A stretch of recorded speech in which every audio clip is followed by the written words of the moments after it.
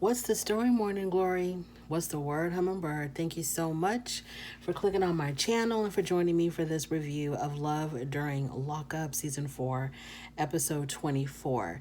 So let's get into the ratchetness. Justine and Michael. So Justine, she is the one that has been dating Michael for I don't know how long, and they plan on getting married while he is still incarcerated, even though he has a very short time left. I think he has I don't know, some days left in prison. I don't know if it's like 30 days or 60 days, something like that. And she wants to hurry up and marry him because they just got approved for the marriage for him to get married while he's still in prison.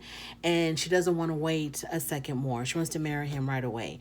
Last week, I already gave my theory on why she's not willing to wait, even though he is going to be almost released soon. It's because she's probably worried that when he is released, he's going to have cold feet or he's going to change his mind about wanting to get married because he's going to be out in the free world. And why would he want to tie himself down to a wife after being incarcerated for so long or however long he's been behind bars? So I think she wants to hurry up, put that ball and chain on him so he can't go nowhere, or so that at least she can use their marriage as a reason for him not to be out there running wild. She can hold it over his head, but you're married now, but you're married now. So this is the reason why she wants to hurry up and put him in another kind of prison once he's released from that prison. So her family and his family, they are going to meet for the very first time, and her family knows that this trip that they're taking to the prison to go see him, it's going to be to witness a wedding. Her family already knows that. Her family consists of her mother and her teenage daughter. I think her daughter's a teenager. I don't think she's in her 20s yet. And her two younger sons. His family consists of his sister, who looks like she is someone that you do not want to play with. You do not want to get on her bad side, and his mom. His mom seems like a very sweet woman, but she seems like, once she's fed up with you, she can be fed up with you for good. So they're going to meet. So they meet at a restaurant. Everything is going well up until she gets up to make a toast. So she has, first of all, they're at the restaurant. They're sitting at this table. It's like the people that I've mentioned, plus, a plethora of children on both sides. And she has a picture, like a 8x11 framed picture of Michael that she puts at the head of the table. And I thought that was odd. I guess for them to have a feeling of him actually being there. I thought that looked crazy. So then she calls Michael. She puts him on speakerphone, and she's about to give the toast, or she gave the toast. I have no idea. But she leaves it up to him to announce that the two of them are going to be getting married. So while he's on speakerphone, he tells his mother and his sister that, when y'all come see me tomorrow, I'm actually going to be getting married to Justine. They did not take it very well. The sister was like, well, why didn't you tell us? Why wouldn't you have told us that you were getting married? I don't know what the reason was of why they didn't tell. The sister says that she's extremely hurt by this. Michael's mom actually gets up and walks away from the table. You can tell that the mom and the sister are visibly hurt because they've been blindsided and they've been kept in the dark. And I always feel like when people are holding news like that is so important, news that is so big, and everybody around you knows it but you, when you do realize that everybody knew this but me, I have a feeling that you feel kind of stupid. They made you feel kind of stupid. They're all up in your face, talking to you, laughing with you, trying to commiserate with you, and this whole entire time they're holding this huge secret, and you had no idea. I just feel like that's just wrong. That just makes them feel stupid. And the thing is this: why couldn't you just tell the damn mom and sister? I don't understand. Because y'all are going to do what y'all want to do, because her mom couldn't talk her out of it. Her mom is not in support of this wedding at all. Her own mother couldn't talk her out of it. I know she wasn't worried about, I don't know if she thought that maybe his family would get in his ear and make him change his mind about getting married to her. I don't know. But I thought that was really foul that they didn't tell the mom and the sister. Like I said, that sister looks like you don't want to get on her bad side. Moving on to Jessica and Dustin. So I think this is a new couple. I don't remember them from last week. Jessica's 44 years old. She worked as a prison nurse for the majority of her career. Dustin is in there for possession and evading. She was a nurse in the prison, the facility that he was at, and because there was this attraction between them and they wanted to date, she actually resigned from her nursing position so she can date him more freely, because obviously it is absolutely forbidden for the staff and the prisoners to have relationships. So she quit her job so that she can be with Dustin. She is a self-proclaimed frat boy with boobs. That's what she calls herself. She's 44 years old. I don't know how many children she has. I know for sure she does have one daughter. So you call yourself a frat boy with boobs. That just shows that you're extremely immature, impulsive. You don't know how to act like a grown-up, and you're proud of that. She was married previously for 15 years. She's divorced from that husband. And she was married again to someone else for a very short period of time. And she has been applying for visitation rights to see Dustin behind bars, but she keeps on getting denied. And she believes that the correctional facility has something against her. That is some type of conspiracy or a vendetta against her. Who the hell knows? But she thinks that they are denying her visitation privileges on purpose. She has dinner with her 17-year-old daughter, and she tells her daughter that she's going to be moving to Tennessee so that she can be with Dustin. And the daughter asked her, well, who are you going to be moving with? And she's like, well, hopefully you. So she wants her 17-year-old daughter to completely uproot her life, to go move to Tennessee, to a whole nother state with her mom, so that her mom can chase her prison boyfriend. This can't be real. This cannot be real. The daughter is like, why don't you go with, I don't know if the daughter suggested this or what, but somewhere along the way we learned that Jessica has a mother and a sister, and she doesn't get along with them. She's estranged from them because I think they don't support her relationship with Dustin. So she can't move there with them. I guess she doesn't want to move alone. I don't know. So I guess the only person left is her daughter. Her daughter's not that crazy about her mom moving to Tennessee to chase a prisoner, but honey, it is what it is. Let's talk about not Taj. What's her name? Ty? Is it Ty or is it Tay? I think it's Ty. Or Tay. I think it's Tay. Let's talk about Tay and HOTTIE, which I really don't want to do. Tay and HOTTIE, to me, I think that they're the imposters of this season. This is not real. This is absolutely Tay and HOTTIE, not real at all. She just does the most. She overacts. She's overly dramatic when she says her lines and does her scenes. It's just too much. So I know that these are the imposters of the season. So since the engagement, Ty has been faithful to HOTTIE, and she considers herself being faithful to HOTTIE because she hasn't added any more prisoners to her roster. Her roster right now is full. Her Rolodex is full.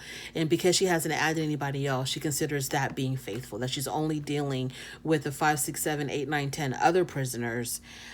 She's limiting it to just them. So she's been, faithful to him. She talks about, her dream wedding versus the reality. Her dream wedding, she said, would be in a big, beautiful mansion. I think she said at night with candlelights. And the reality of it all, she's going to be getting married in a prison cafeteria. She's out dress shopping with her friend, I'm assuming. And she tries on this. She wants to wear a black dress, right? Because, she wants to be different. So she's going to wear a black dress. And she tries it on, and her arms are exposed. Let me back up a little bit. She told the lady that worked at the at the dress shop, the wedding dress shop, she told her that she wanted a dress with long sleeves. But then she saw this black dress, and the black dress did not have long sleeves. I think it just had straps. So she tries it on, and she busts out crying. And her friend thinks that she's crying because she's having second thoughts about marrying HOTTIE in the prison cafeteria. But in actuality, Tay tells us that she doesn't like how her arms look. I mean, she was devastated by how her arms looked in this dress, and that was the real reason why she was crying. I was like, girl, if you only knew what some of us suffer with. So while she's trying on dresses, BB calls her other prison bae. BB calls her, and I think he wanted money on his books, but I couldn't understand. And I'm like, Love After Lockup, y'all will put the captions, the closed captions on people who can speak very clearly and coherently. But when BB is talking on the phone and it's all muffled, there's no closed caption. I have no idea what the hell he was telling her. I think he was telling her that he wanted her to put more money on the books. He was asking her, so what are you doing? She goes, I'm shopping. He says, shopping for what? She says, for stuff for her home. The friend says that she's never seen Tay cry before. And because a friend is still assuming that she's crying over getting married and that she's probably having second thoughts about getting married to HOTTIE. So she finally tries on a dress with long sleeves and she feels a whole lot better. Then she goes to a music studio to talk to her cousin because her cousin is an aspiring rapper. And she shows her cousin the engagement ring. And the cousin says that... The cousin says that she talked to HOTTIE, and HOTTIE did mention being engaged, but he did not mention Tay as his fiance. He, in fact, mentioned Boston as his fiance. And so for a second, I thought to myself, why would HOTTIE knowingly tell Tay's cousin that he's engaged to Tay's rival? Do you hear how I'm talking? Do you hear these words that I'm saying? I'm talking about some complete, pure nonsense. And I'm talking about it as if like I'm really invested in this story. Okay, so I was wondering, like, why would HOTTIE tell Tay's cousin that he's engaged to her arch nemesis, which is Boston? And then coming to find out, for some reason, HOTTIE has no idea that this cousin of Tay's is actually her cousin. I didn't even write down the cousin's name. I think her name is Shay. Has no idea that Shay is Tay's cousin. And I don't, whatever. It doesn't even matter how how HOTTIE and Shay got to know each other. I think she said something about they met through the rap game because I think HOTTIE's also an aspiring rapper. She's an aspiring rapper. So within that rap community, I guess that's when their paths crossed. So she tells Tay, yeah, but he didn't mention you at all. He's actually engaged to Boston. So, of course, HOTTIE gets upset. And the insanity shall ensue next week. Moving on to Chelsea and Mikey. Okay, so Chelsea is the one that is hearing impaired, and she is dating this prisoner, Mikey, who is extremely buff. This guy is humongous. He's like the Rock size humongous. I mean, he is muscled out. So when we see Chelsea, she's actually running late to work. She's a housekeeper. She works in a hotel or a motel or something, cleaning rooms. So she's running late and she's hurrying up, trying to get to work. And she gets to work and her coworker has been waiting for her because they clean the rooms together. And I'm assuming her coworker is also hearing impaired because they were talking in sign language. And so the coworker was like, why are you late? I've already cleaned, this room without you. And Chelsea says, well, I was on the phone texting with Mikey's sister. I think Mikey's sister. Mikey's sister told me that he had a mini stroke. And so the friend is like very, very credulous of this. Like, how did he have a mini stroke? Why would he have a mini stroke? Like, she doesn't believe it at all. She thinks it's just, I don't know why she thinks anybody would lie about that. People can have mini strokes. That's real. That's absolutely 100% real. Ask Nene Leak's youngest son. This stuff does happen. So the coworker is like, oh, he's catfishing you. It's not true. I don't know. The coworker just wasn't believing this story at all. And, whatever. So when I was watching this scene, because they're both here, you know how like when you're at work, your bosses or whatever would be like, hey, stop socializing, get to work. When they were socializing, and the work really did slow down because they have to actually use their hands to communicate, right? To do the sign language. And it's not like we can talk and work. It's like they literally have to stop working so that they can sign to one another. So to communicate, they had to actually use their hands to communicate. And that's just something that I had noticed. Like, when they socialize, the work really does stop. Moving on to Mark and Sensore. Not interested in Mark and Sensore. I'm not interested in Mark. I didn't understand anything about what was going on between Mark and Sensore. First of all, Mark says he makes $600,000 a year, but for whatever reason, he cannot. He's so unlucky in love. He can't catch a break when it comes to the ladies. So he has reserved himself to dating women who are locked behind bars. And he is dating 6 other inmates. One of them is Sensore. Sensore, I guess, is his main squeeze because she's the one, I guess, that there's some type of connection between them. Sensore is in prison for robbery, burglary, and kidnapping. She actually attempted to burn down her grandmother's house. So they've been talking for a couple of months. And when we see Mark, he's in Las Vegas. He lives in Las Vegas. And he's with a friend of his who used to also be incarcerated. And this friend of his is giving him advice on, I guess, how to deal with people in prison.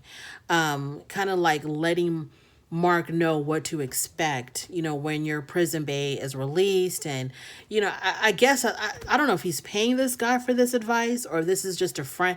It was just so bizarre to me. So this guy is like listening in on their FaceTime conversation because he FaceTimes Sensore or does a video call with Sensore. And the friend is right there listening, taking notes, telling him what to say, how to respond. It was just so weird. I didn't understand what the hell was going on. So Sensore is doing 11 years for shooting up, like I said, her grandmother's house, burning it down. Mark says that Sensore has, she sounds like danger. She's got this sense of danger about her, and he's extremely attracted to that until she burns your house down. And yeah, they have this spark. They have this attraction. By the way, Mark is 29. Sensore is 23. When he's talking in his confessional, he looks like Hugh Hefner. He has on like a silky robe and a bow tie. Y'all, I don't understand what's going on with Mark. I don't get it. He's also a new one. I don't think we met him last week. Then we go into Melissa and Louie. Melissa's the one where her and Louie had met, or they knew each other from high school. He was a couple of years ahead of her, so they didn't date or anything in high school, but I guess she had a crush on him when they were in high school. And so they have been reunited somehow, and he is currently incarcerated. I forgot how much time he's doing, but she is so smitten by Louie. They've been talking to each other for like a few months. I think she said 7 months. They've been talking to one another. Her friends are absolutely not in support of this relationship at all whatsoever, but she's so smitten by him. And I think he kind of gives off the vibes that he's only talking to her because she's the only one that's giving him the time of day. He seems like someone that as soon as he's released, he's not going to stick around. So she is really living in the past. Every time we see her, she's reminiscing about high school. And it's like her growth has been stunted. Her growth has like ended in high school because that's all she talks about is her high school days. When we see her in this particular episode, she had went back to her old high school. She was pointing out the places where she would see Louie when they were in high school together. Then she even goes to his childhood home where he grew up, And she calls him in prison and says, guess where I'm at? I'm in front of your old childhood home. And he's like, what are you doing over there? And so then he tells her, call my mom, let her know that you're in front of her old house, and, ask her if y'all two can meet or whatever. So she's in front of his childhood home. She calls his mother and she introduces herself because the mom has no idea who she is. And the mom, the first thing out of her mouth is, do you know anything about me? I'm the crazy old Italian mom, and I don't like nobody dating my son, and no one's good enough for my son, whatever the hell she said. But she was trying to let Melissa know that I don't fool around, I don't play around. If I don't like you, you're for sure gonna know it, and you better get gone if I'm not really feeling you, and I don't think you're good enough for my son. So she was like really upfront, very clear and direct that she doesn't play games when it comes to her boy. So she tells the mom, hey, I want to come see you because we can meet up and then we can go see Louie together. I think the mom said, sure, fine. But, girl, okay, this is going to go absolutely just so splendidly when she meets Louie's mom, overly protective Italian mother. They're just going to get along swimmingly. So that is my little review of Love During Lockup. Everybody's bananas. Everybody's nuts. And yeah, this is going to be, like always, an interesting season. Thank you so much for joining me. I really do appreciate it. On your way out, please don't forget to rate the video if you like this content. Go ahead and subscribe, and I will definitely talk to you later. Bye.